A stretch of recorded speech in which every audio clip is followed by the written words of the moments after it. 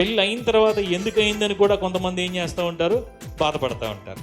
పిల్లలు లేనప్పుడు పిల్లలు లేరని బాధపడతారు, పిల్లలు పుట్టిన తర్వాత ఎందుకు కన్నాను రా అని బాధపడతారు. హల్లెలూయా. ఉద్యోగం రానంతసేపు రానందుకు బాధపడతారు, వచ్చిన తర్వాత ఎందుకు వచ్చింది ఉద్యోగం రానాయన అని బాధపడతారు. అంతే కదా, ఈ అన్ని లోకంలో మనం చూసేవి.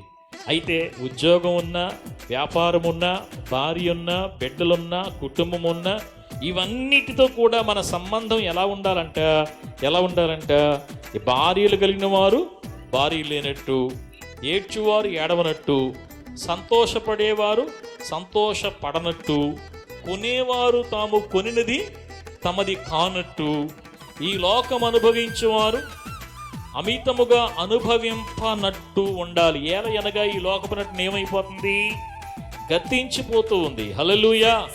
ఒకటి కొన్నాం, ఇది నాదే అనేటటువంటి ఆలోచన పక్కన పెట్టు. అది నీదవుద్దో ఎవరిదవుద్దో తెలియదు. ఏది మనది కాదని వాక్యం చెప్తా ఉంది. ఈ లోకాన్ని అనుభవిస్తున్నటువంటి మనము ఏమండి ఇంకా అనుభవించేయాలనే ఆలోచన ఉంటుందంటండి.